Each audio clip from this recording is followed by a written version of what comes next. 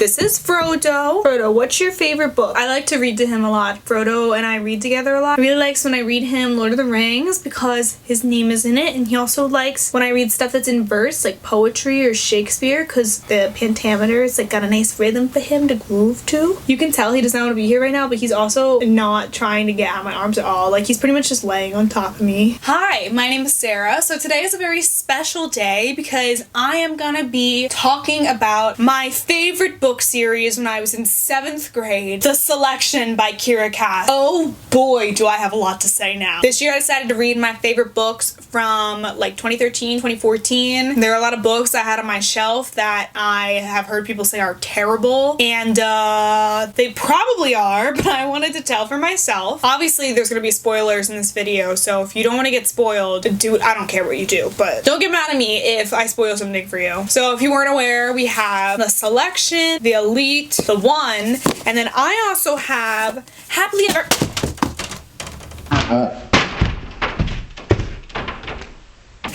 Ever After, which is a series of novellas, and The Prince and the Guard. So, fun story, The Prince and the Guard are 2 out of the 4 novellas in this book. I know there's a series that's like after about their kids or something. I could not even put myself through reading that. I knew that was terrible, so yeah, let's just get right into this. So what were my middle school impressions? What did I think? Let's take it back to when I first read it. So I read this series in 3 days. I read each of them in a day. I was obsessed. It was my favorite series of all time. My best friend and I, when I was in 7th grade, were obsessed. We would call each other by nicknames that sounded like the name of America. It would be our name, but like her name combined. So I was Sarerica, like, cause that's, you know, a normal thing. But we actually still call each other by those names. It's kind of funny. But we were obsessed. We would pass notes in class about it. Like, I've never been more obsessed with a book in my entire life. It was insane. I remember thinking that Maxim was like the ultimate hottie of all hotties. Like, he was so attractive, the perfect man. I remember hating Aspen. I thought he was so annoying, trying to take America from Maxim. Like, how dare you? I remember thinking America was more than tolerable, almost even likable. Okay, so to start off with the first one, okay, like, the concept is there, but the dialogue is not. It's not the worst one. The dialogue between America and her mother is not good. It makes her mom seem like a social climber and almost villainizes her mother. But of course, this is resolved in like 10 pages. Her dad is a static character throughout this entire book and really has no purpose until book 3 when Kira Cass decided that she wanted to make him part of the rebellion. Also, I'm not just saying that she had no plan, because in the back of this book, she literally admitted that she had no plan. Like, she did not map out the series or anything while she was writing, and she just did seat of your pants writing and let it go, which is not a bad thing. Like, if that's your process as a writer, fine. I've done that before. But if you're gonna put in all these big plot twists and like things that are supposed to be foreshadowed, like, you can't do that if you're seat of your pants writing. And she tried to do that. She tried to take characters that were so static and so flat and just have them be like the plot twist later on. It just did not work. The first time she meets Maxon, he doesn't even seem like Maxon. Like, having read all 3 of them and knowing his personality, it's weird because I get that in the scene he's supposed to be nervous and awkward and uncomfortable, but he does not even feel like the Maxon that we get to know throughout reading the next 2 books and the rest of this one. He feels like a completely different character written by a completely different person, because we never, and I mean never, in the entire rest of this book and the other 2 books ever see him act like that again. Aspen and America's exposition is long as hell for such a short book. This book is like 300 pages, and the first 80 or so pages is just Aspen and America, their exposition. It does not need to be that long. That's like a third of the book. This world is not that different from the world we live in right now, so we just don't need that much exposition. The setting of this book is basically just 2012 America, but with a monarchy and a caste system. The problem with the exposition being this long is it makes the pacing of the rest of the book feel way too fast, because when your exposition is the first third of the book and then all of the rest of your book happens, it just does not work. So when America first starts meeting the other contestants, they all meet and they all seem really nice, and then Celeste walks in and she's not even like that bad, like she's just annoying, but America's automatically just like, she's the one I hate, she's the worst one, she's awful. Literally just because Celeste walks in and she's very confident and she is like very sexual person and she is like flaunting herself, she's like, she knows she's sexy, and America's like, I hate her. America literally starts hating her for no reason. She just needs someone to hate, and that is so toxic. Putting women against women here, okay? I would understand if Celeste was like being awful right off the bat and being mean to her right off the bat, but Celeste isn't even mean to America in this scene. She is later, I will admit, she is later, like whatever, I'm not trying to defend Celeste, like she does some bad stuff in these books, but in this scene she literally just walks in and America's like, I hate you. Throughout all the books we have this reoccurring theme where America refuses to admit that she is smart, that she is attractive, that she has substance, and oh my god, I cannot tell you how much that bothers me. Okay, look, like I understand not having self-confidence, but it is so cringy and it is just taken way too far. I hate tropes like this, and this book literally has every single YA trope that I dislike. Literally any YA trope you name. Love triangle? Check. Girl who doesn't know she's pretty? Check. Damaged love interest? Check. Rebels? Check. It's also interesting to me how nobody seems to know how this country was founded until the third book. Like, what? We talk about it in the second book, but not in the first one. But the first one is where we're establishing that this is a new setting, like we're world building here. We should kind of know the history, even if it's just a couple sentences here and there. In this book, there's also this thing where Aspen gives America all these pennies every time he kisses her. Because she sings for him, he wants to give her money as like compensation because he feels bad. And she puts it in this jar, but the whole thing is she gives him money back before she leaves because she's angry at him, but one penny gets stuck at the bottom of the jar, so she takes the whole jar with her, and I just think it's weird. Like, you could have gotten the penny out. Why are you taking a whole jar? Like a jar is like a fairly large item that is also fairly breakable. I don't know, I just feel like that's weird. Like, take the penny, but why you gotta take the whole jar? Like, it's empty. It's an empty jar with one coin in it. King Clarkson and Amberly are afterthoughts in this book because Kiera Cass did not have a plan for them in this book. She didn't decide they were going to be villains until later on, so they're not even important in this book at all, and in the next two books they are so important and just makes no sense. Like, it really makes no sense. I did like a few scenes, like when Max and America have their first kiss and it's like really awkward, and then they like erase it. She like rubs his forehead and she's like, no, do over. I thought that was cute. When she's on the report, I also liked it, the Ilya report, Capitol report, whatever. Meanwhile, the guy interviewing her is literally Caesar Flickerman from the Hunger Games. Like, let me know. Literally the same person down to the physical appearance. They're both wearing the exact same suit, have the same like color hair, I think even. I like when she's with her maids. I think it's sweet. I like how she treats them and just hangs with them, and that they have this one scene, I think it's in this one, where they're playing cards. I just think it's a really good scene. So the next book is The Elite. It's the second book.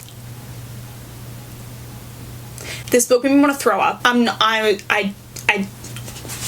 I'm sorry, like, I just don't even understand what happened. What went wrong? I'm gonna tell you right now what went wrong with this book. I hate a lot of things about this book, and it makes me upset because I never hated this one before. I never hated any of them before. I hate a lot of things about this book, but the thing that I really dislike the most is America and how she is in this book. Literally all she does is cry. Every 3 pages this girl is crying. Again, honestly, it is just so annoying. I stopped hearing about her crying by like the, 15th, 20th time she was doing it, so like by page, I don't know, 30. I get if you're sensitive, I get if you cry a lot, that's fine, but you should not be crying every 3 pages. Like, I'm sorry. It's just not, especially with a book this short, like, come on. She cried too many times in this book for me to care about her tears, okay? I think the Halloween party scene was good, but she's so indecisive, it just ruined it for me. She really strung along both Maxon and Aspen, and I'm honestly not okay with that. That's not cool. I think if she would have been more honest with both of them about what was going on, they would have understood, because they seem like reasonable guys, but she just like wasn't. All right, so let's talk about the scene where Marley and Carter get caned. The scene itself is fine. I don't really have an issue with that. I mean, obviously it like sucks that that happened to them, but I don't have an issue with the scene itself. What I have an issue with throughout all the books, and again, this just goes back to world building, is that there are no set punishments for breaking the law established at the beginning of the series when we're first introduced into the world. In my opinion, when you are world building, you need to establish the lay of the land from the beginning. So you need to say these are laws and these are the punishments if you break them. These are the consequences. And these consequences need to be cohesive with the tone of the world so there's an equilibrium between them. The problem with the way this series handles that is that there is no equilibrium because the tone of the book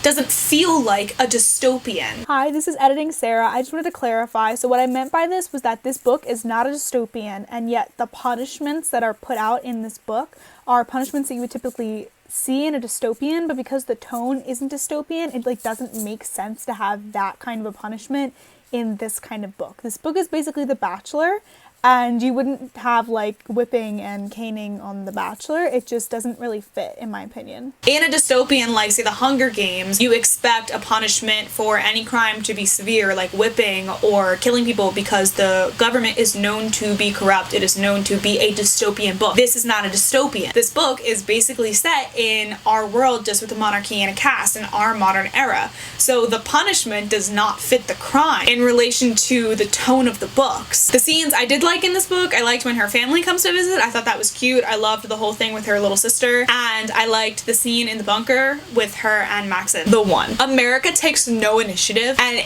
I'm done with it. Like, I'm done. She refuses to admit her feelings for Maxon until he admits that he likes her, which I have issues with because Maxon repeatedly tells her that he wants her to be the one, and repeatedly tells her the only reason that he's keeping the other girls is because she will not admit that she wants to be with him and that she loves him. And he's told her a million times, both in the second book and in this book, that if she just says that she has even the slightest feelings for him, she will become the one. He will send everyone else home. But America's like, no, I'm not gonna say it because all the other girls are here and I'm not sure if he actually likes me because he's still keeping all the other girls here. But like, he told you. Like, he said it so many times. I don't understand why. Like, what?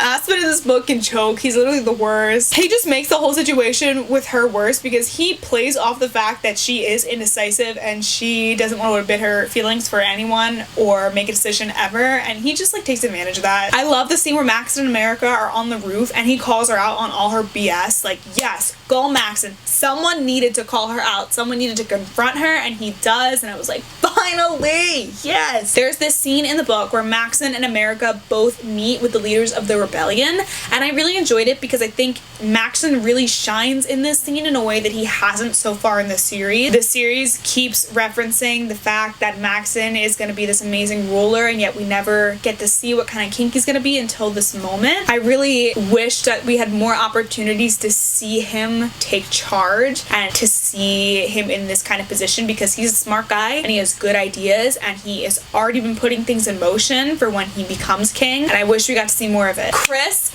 is playing the game. Let me tell you, I used to hate that girl. I used to hate her because I was like, no, she is coming in between the true loves, Maxon and America. But oh, do I respect that girl now. When you play the Game of Thrones, you either win or you die, and she is winning. She is winning. She is playing the game, and I respect that. I did not realize how smart she was until I read this book again, and I'm just like so impressed with her now. They have this makeover scene, which I think is kind of fun. This scene is kind of cringy at first because it's like very cliche, but I do like the relationship between America and Amberly, Queen Amberly, that is shown through the scene. She accidentally calls Queen Amberly mom at one point, which I think was really cute. At some point, Celeste and America become best friends because of course they do. There's this tea party scene that I actually really enjoyed where each of the girls are allowed to bring 2 people from the outside to attend their tea party, and it's supposed to be to show off like your clout, to show off who you got connections with. So America, being smart, brings in the queen or the princess of Italy or something and the female leader of the rebels to kind of get them together and get them talking, which I think was really good. Really, really smart of her. One of the few actual smart decisions that she makes throughout the whole series. Let's talk about the end. Basically, America's dad dies. spoiler alert, crazy, because he's a rebel, and you know that was definitely planned throughout all of the books that he was going to be a rebel. But he dies. She goes back home for the funeral, and it comes out somehow that she and Aspen were in a relationship, and everyone's like, you need to tell Maxon, and she finally is like, okay, I'm gonna tell him. And after she makes this big stink about telling him, she goes home and she's back in the castle. He comes to her room, proposes to her, and she accepts the proposal, and they almost do the nasty, but then they're like, no. And then he gives her a house for her family, and then he's like, all right, see you at the ceremony where we're gonna announce to everyone that we're engaged. And she just doesn't talk about Aspen at all. She doesn't tell him. Like, I get that it's not the best time to tell him, but she made this whole big thing about needing to be honest with him, and then she just doesn't. And then she gets caught with Aspen 5 minutes after that because she's freaking stupid, and of course she does. And Maxon, who was rightfully pissed at her, calls off the whole thing, and it's a big plot twist, and I was just like, bruh. So basically, alright, just bark through my video, I guess. It's fine. It's fine. Then we have a big plot twist because Maxon is like, I'm not marrying you, girl. I'm done. I'm done. I'm marrying Chris. And honestly, I obviously like didn't want that to happen, but I was like, good. Somebody needs to put America in her place. Then the rebels attack, and America is useless. Let me tell you right now, she is useless. She does nothing. She lets Maxon get shot for her. Like, I understand. Okay, I'm not judging her, but I am judging her because she's literally the worst. The king and queen like conveniently die so Maxon can become the king. Like, oh, who'd have thought that would happen? Literally the most obvious thing. They don't even die in a compelling way. They don't even die in a way that's like impactful. They literally just get pulled to the corner by a rebel and like shot. Like, it's not even dramatic at all. The biggest villain of the series, besides the Southern rebels, oh, he did, I guess. And then Maxon realizes that he loves America and proposes to her with a ring that's like low-key ugly. Like, I don't know, that's just my opinion, but I think it's ugly, but go off, I guess. It's whatever. It's your personal opinion. My overall opinions of the series, these are my overall thoughts. I did like how, even though we had the whole rebels cliche, it wasn't like the girl, this 16-year-old girl who's the chosen one leading the rebellion. Like, I enjoyed that it was different, where the rebels were like the bad guys. My biggest problem, besides the whole world building thing, was the fact that Kira Cass wrote this Cedar from Pants writing, and nothing is foreshadowed except for the little pin that Caesar Flickerman, I don't know his name, I'm calling him Caesar Flickerman because he's basically Caesar Flickerman, that Caesar Flickerman wears, where he's like foreshadowed to be a rebel. That is actually foreshadowed throughout all the books, but nothing else is. Literally nothing else is in the entire series. America is a brat. Aspen can choke. Maxon is like a mediocre person, and it makes me upset because these are characters that I was so attached to when I first read it. I truly loved these books when I first read them. Hi, so this is Editing Sarah. I just want to clarify, I do not think that characters need to be likable or good people to be good characters. So I'm not saying that I disliked them because they were bratty. I think you can be bratty and still be an amazing and compelling character. But these characters, you're supposed to be rooting for them. And I'm just not, and they don't have any other redeemable qualities that would make me want to root for them. So not that you have to be an amazing and awesome person for me to root for you and for you to be a good character, but the way these characters are written, you're supposed to feel good about them, and I just don't. Now I understand why people don't like them. I truly do. The most compelling character is Celeste. That girl is not afraid to fight and claw her way to the top. And whatever you have to say, whether you think that that's moral or not, that is compelling. That is a compelling character as a reader. That is someone who I wanted to read more about. She frustrated me. She made me feel things. But like, I loved to hate her.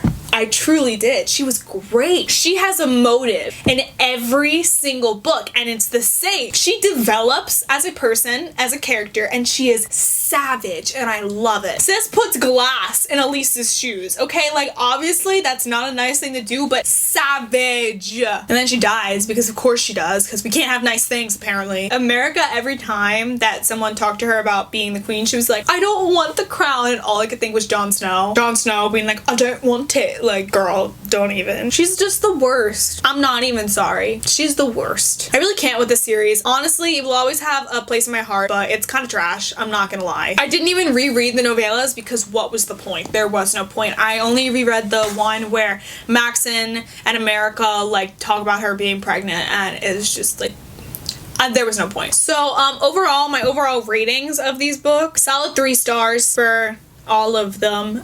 Ranked, my favorite was the one, my second favorite was this one, the first one, and my least favorite was this one. Big shocker. Like I said, I'm just very disappointed. I really wanted to love these books, and I did still feel things when I read them. Like, I still was like, oh my god, America better win. Like, I am rooting for her, but I just, it's so poorly written. There's so many problems with the characters and the writing and the fact that I couldn't get past them. Sometimes I can just get past them and I'm like, whatever.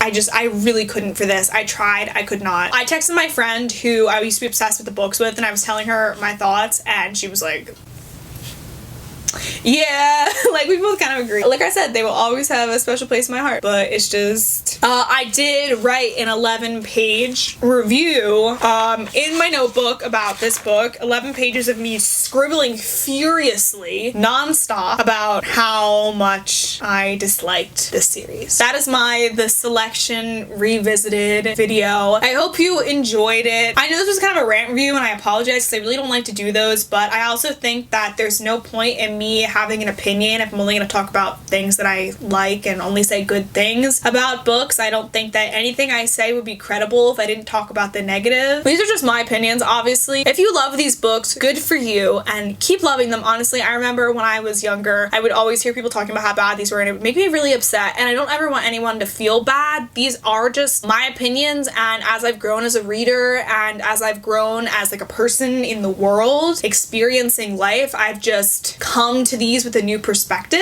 and that's totally fine. If you want to see more of this series, let me know. I am making a Hunger Games video currently. I did just reread them. If you want to see more content from me, subscribe, give this video a thumbs up, write me a comment telling me all your opinions on the selection, because girl, I'm ready to talk about this book. Like, let's go. If you want updates on my videos, follow my Twitter, and if you want to see what I'm reading and what I rate my books as I read them, follow my Goodreads, and then follow me on Instagram. Alright, that's kind of it for me today. Goodbye!